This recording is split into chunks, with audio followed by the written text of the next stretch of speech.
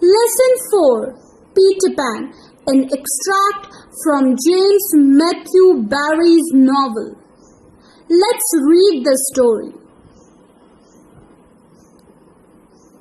Some leaves of a tree had been found on the nursery floor, which certainly were not there when the children went to bed, and Mrs. Darling was puzzling over them when Wendy said with a tolerant smile, "I do believe it is that Peter again." "Whatever do you mean, Wendy?" "It is so naughty of him not to wipe his feet," Wendy said, sighing. She was a tidy child. She explained in quite a matter-of-fact way that she thought Peter sometimes came to the nursery in the night and sat on the foot of her bed and played on his pipes to her. Unfortunately, she never woke, so she didn't know how she knew. She just knew. "What nonsense you talk, Precious! No one can get into the house without knocking." "I think he comes in by the window," she said. "My love, it is 3 floors up. Were not the leaves at the foot of the window, Mother?"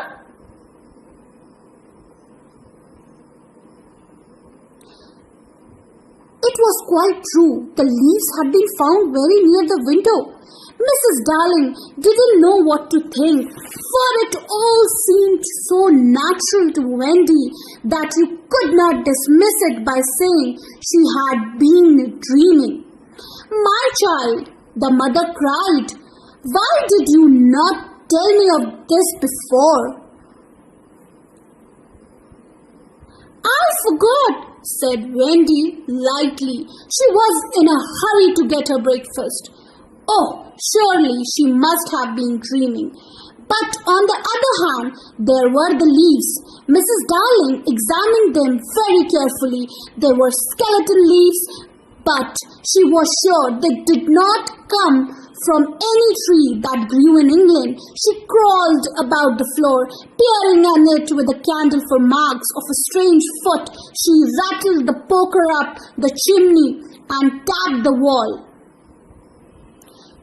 She let down a tape from the window to the pavement, and it was a sheer drop of 30 feet, without so much to spout to climb up by. Certainly, Wendy had been dreaming. But Wendy had not been dreaming. As the very next night showed, the night on which the extraordinary adventures of these children may be said to have begun, on the night we speak of, all the children were once more in bed. It happened to be Nana's evening off, and Mrs. Darling had bathed them and sung to them till one by one they had let go her hand and slid away into the land of sleep.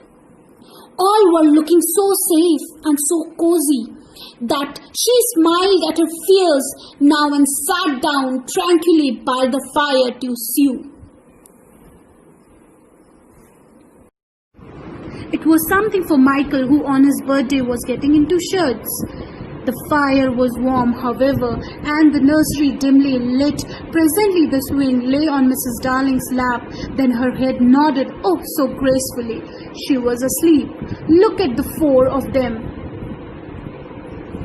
Wendy and Michael over there, John here and Mrs. Darling by the While she slept, she had a dream. She dreamed that the Neverland had come too near and that a strange boy had broken through from it. He did not alarm her, for she thought she had seen him before in the faces of many women who have no children. Perhaps he is to be found in the faces of some mothers also.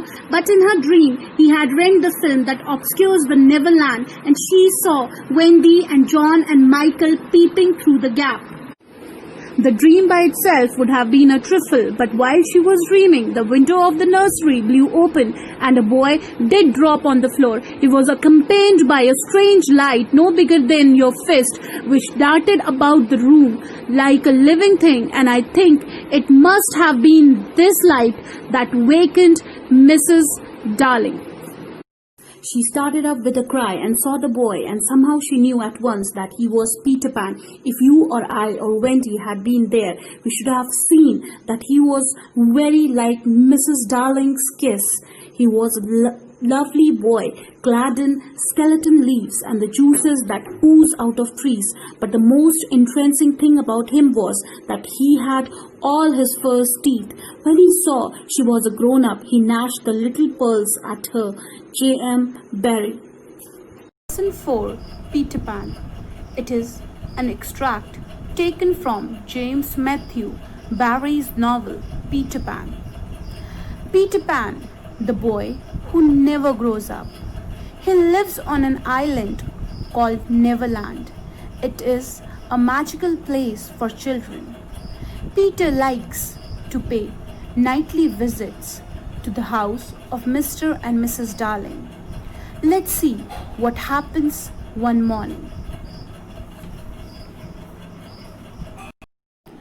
One morning, Mrs. Darling found some leaves of a tree on the nursery floor. She was quite surprised and unhappy to see those leaves in the nursery, since she had always kept the nursery neat and tidy.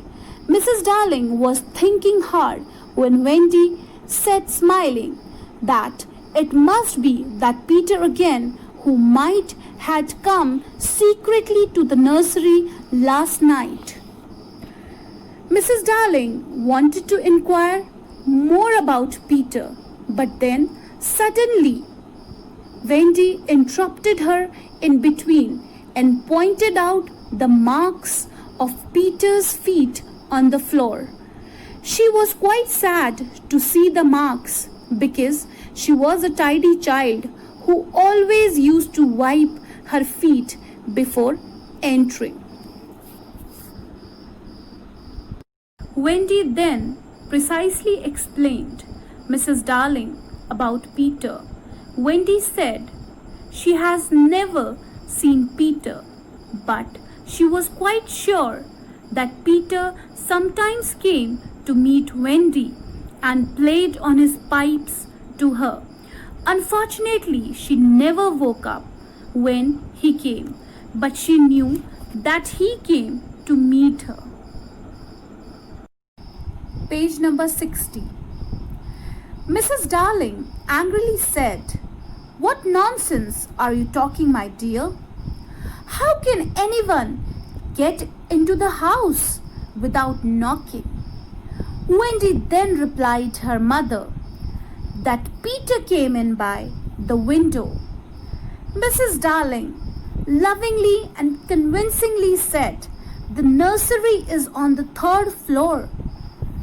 Wendy then arose Mrs. Darling's suspicion, stating that the leaves were found at the foot of the window.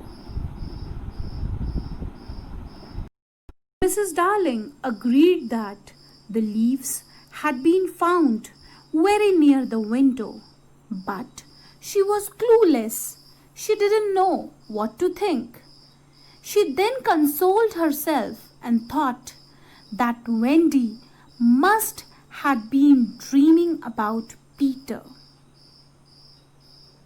Mrs. Darling then cried out, "Wendy, why you did not tell me before about the Peter's secret visits?" "I forgot to inform you, Mother. She was in a hurry to have her breakfast." Listening to the ignorant reply, Mrs. Darling was quite sure that Wendy must have been dreaming about Peter. But on the other hand, Mrs. Darling was quite puzzled to see the leaves. She examined the leaves carefully and found that they were the skeleton leaves that did not come from any tree that grew in England. Mrs. Darling then held a candle in her hand and dragged herself close to the ground to look at the marks of a strange foot. Darling banged a metal stick up the chimney and struck on the walls gently. She also measured the distance between the window and the pavement by dropping down a measuring tape. The complete distance from the window to the pavement was of 30 feet, which was nearly impossible for anyone to climb up. After examining everything carefully, Mrs. Darling again got confused and thought Wendy must have been dreaming. But the very next night, something happened which proved Wendy had not been dreaming. On the night we speak of, Mrs. Darling affectionately comforted Wendy, John, and Michael. She bathed them and sung to them until they all slept peacefully.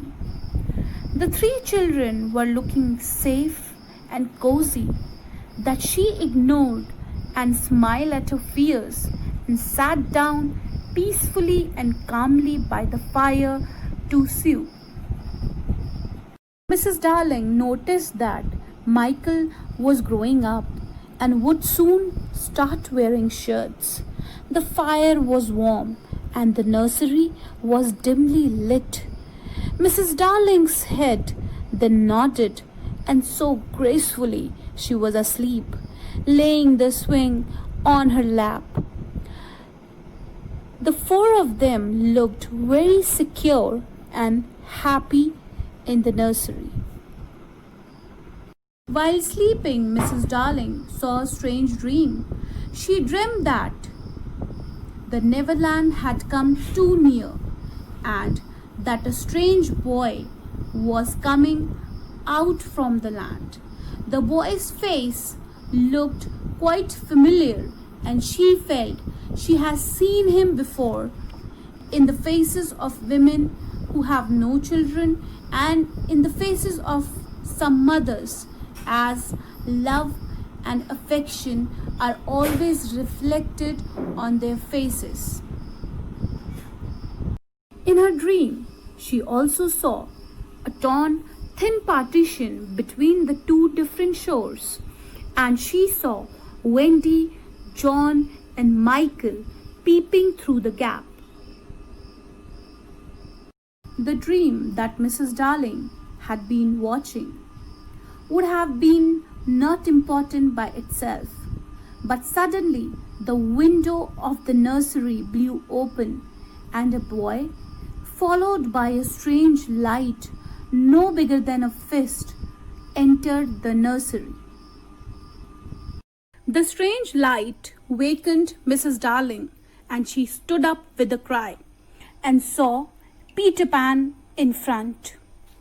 Peter was a very lovely boy, clad in skeleton leaves, and the most fascinating thing about him was that he had all his first teeth. When he saw an adult, that is Mrs. Darling, he threw his teeth at her in anger. Thank you.